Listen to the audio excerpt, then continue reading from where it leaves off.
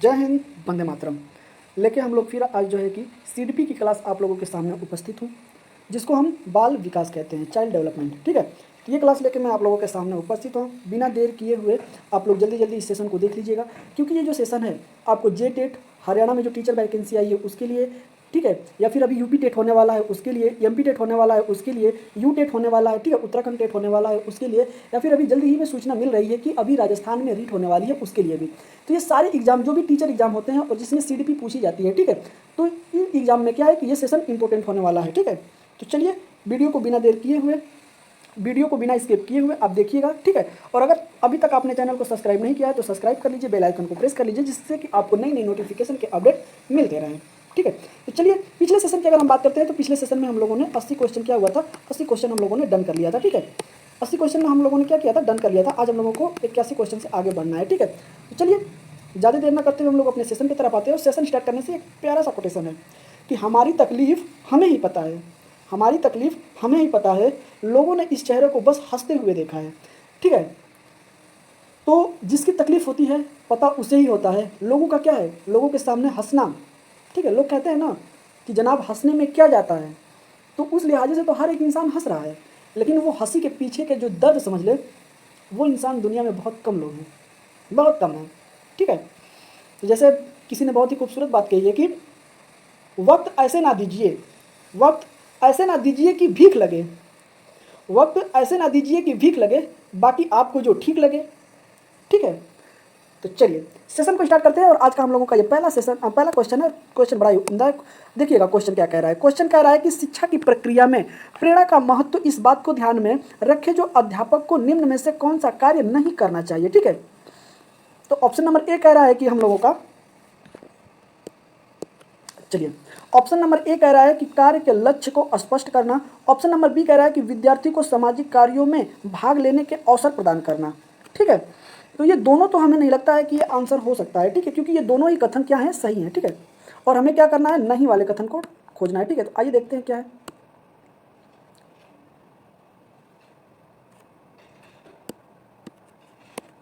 तो जैसे कि आप देख रहे हैं कि इनामों का प्रलोभन देकर बालकों में प्रतिद्वंद्विता पैदा करना और बालक को अपने कार्य में सफल होने के लिए अवसर प्रदान करना। ठीक है, तो हमारा इज द राइट ऑप्शन क्या हो जाएगा, क्योंकि हमें नहीं वाला सेलेक्ट करना था। ठीक है, तो इज द राइट ऑप्शन इसमें क्या हो जाएगा, इज द राइट ऑप्शन इसमें सी हो जाएगा, क्योंकि लाभ का प्रलोभन देकर बालक में प्रतिद्वंद्विता पैदा करना ये टीचर का महत्वपूर्ण कार्य नहीं है। ठीक है, लेकिन बालक को अपने कार्य में सफल होने के लिए अग्रसर करना या फिर उसको अवसर देना या फिर उसको आगे करना, ये सारे जो चीज़ें हैं ये क्या है, एक टीचर की निशानी है। ठीक है, चलिए आइए चलते हैं अगले क्वेश्चन की। अगर हम बात करते हैं तो अगला क्वेश्चन देखिएगा कि शैशव अवस्था के लिए उत्तम शिक्षण विधि है, कौन सी विधि है जो सबसे उत्तम है। ठीक है, अगर हम ऑप्शन नंबर ए देखते हैं तो मॉन्टेसरी विधि, ऑप्शन नंबर बी देखते हैं खेल विधि, ऑप्शन नंबर डी देखते हैं तो किंडर गार्डन विधि, और ऑप्शन नंबर डी की अगर बात करते हैं तो उपयुक्त में सभी।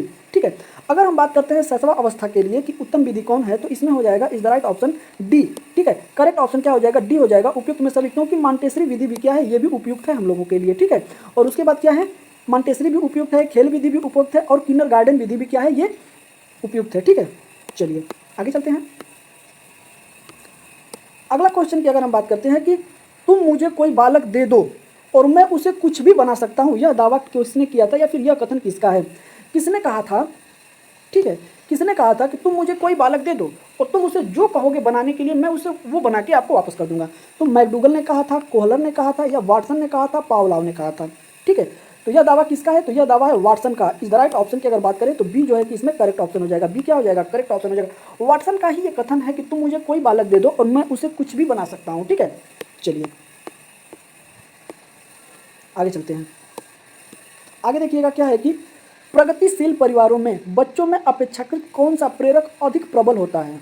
ठीक है, अगर हम बात करते हैं प्रगतिशील परिवारों की, ठीक है, उसमें जो बच्चे होते हैं उनके अपेक्षाकृत कौन सा प्रेरक जो है कि अधिक प्रबल होता है। ठीक है, संबंधन, जिज्ञासा, आक्रामकता, उपलब्धि। तो क्या इसमें जो है कि प्रबल होता है, तो क्या इसमें प्रबल होता है, उपलब्धि। इज द राइट ऑप्शन इसमें डी हो जाएगा। ठीक है, डी जो होगा इसमें करेक्ट ऑप्शन हो जाएगा। क्या हो जाएगा, डी इसमें करेक्ट ऑप्शन हो जाएगा। चलिए अगले क्वेश्चन की अगर हम बात करते हैं तो निम्न में से कौन सा क्षेत्र मनोविज्ञान के अंतर्गत नहीं आता है। ठीक है, मनोविज्ञान के अंतर्गत जो है कि नहीं आता है। ठीक है, तो असामान्य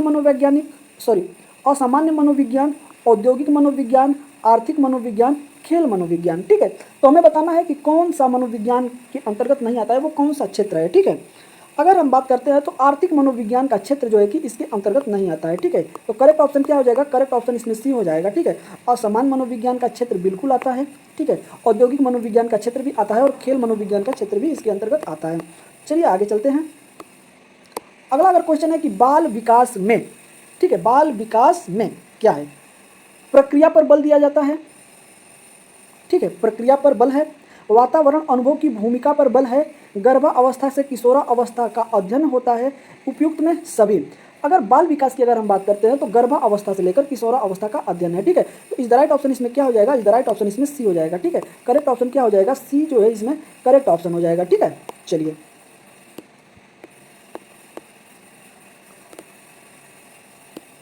आइए अगले क्वेश्चन की तरफ चलते हैं। और अगला क्वेश्चन है कि निम्नलिखित में से कौन मनोवैज्ञानिक नहीं है, ठीक है। जो इनमें है कौन मनोवैज्ञानिक नहीं है, तो ऑप्शन नंबर ए कह रहा है कि John Dewey, option number B कह रहा है वाटसन, ऑप्शन नंबर सी कह रहा है HCL और ऑप्शन नंबर डी कह रहा है कि स्किनर, ठीक है। आपको बताना है कौन इसमें मनोवैज्ञानिक नहीं है। तो कौन नहीं है इसमें, जॉन डीवी, जॉन डीवी जो है मनोवैज्ञानिक नहीं है इसमें, ठीक है। इस द राइट ऑप्शन क्या हो जाएगा, इस the right option A correct option हो जाएगा, ठीक है। चलिए आइए चलते हैं अगले क्वेश्चन की तरफ। अगला क्वेश्चन हम लोगों का बड़ा ही उम्दा है, ठीक है। अगले क्वेश्चन को आप जरूर, मैं कहूँगा कि अगला क्वेश्चन आप जरूर देखिएगा।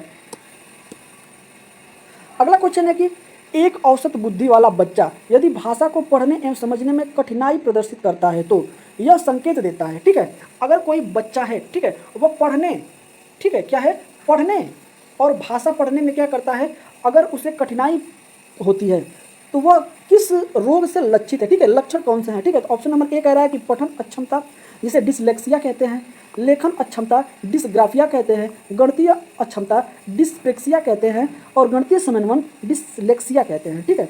आप देखिए ये पूरा का पूरा क्या है, पूरा का पूरा दिया गया है। आप हमें बताइए कि इसमें कौन सा लक्षण है, ठीक है। क्या हो रहा है कि हमें पढ़ने में कठिनाई हो रही है, ठीक है। तो इस लिहाजा से क्या हो जाएगा, पठन अक्षमता हो जाएगा, डिसलेक्सिया हो जाएगा, ठीक है, डिसलेक्सिया हो जाएगा। इज द करेक्ट ऑप्शन की अगर हम बात करें तो इज द करेक्ट ऑप्शन इसमें ए हो जाएगा, ठीक है। करेक्ट ऑप्शन क्या हो जाएगा, ए हो जाएगा। आइए चलिए आगे चलते हैं।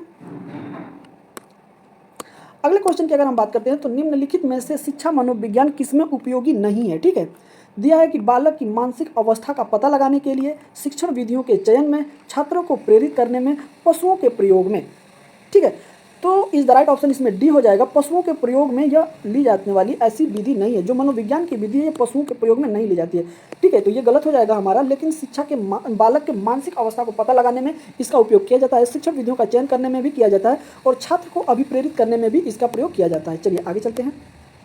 अगला क्वेश्चन हम लोगों का ये है कि सामूहिक अचेतन का संप्रत्यय, ठीक है, किसके द्वारा दिया गया था। वो कौन से मनोवैज्ञानिक है जो कि सामूहिक अचेतन का संप्रत्यय सिद्धांत इन्होंने दिया था। तो पावलोव ने दिया था, स्किनर ने दिया था, फ्रायड ने दिया था या युंग ने दिया था, ठीक है।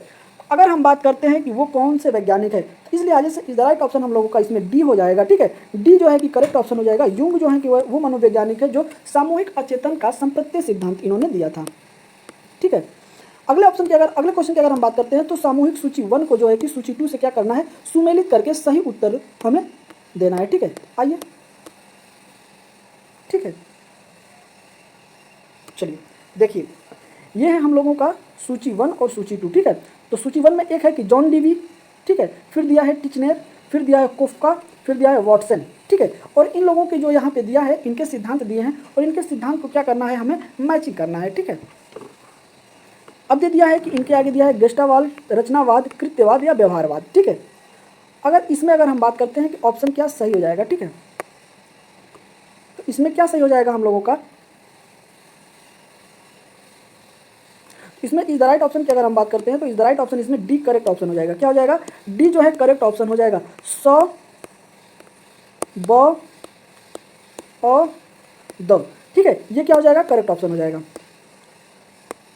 चलिए अगले क्वेश्चन की अगर हम बात करते हैं तो इनमें से कौन सा विकास का एक सिद्धांत नहीं है।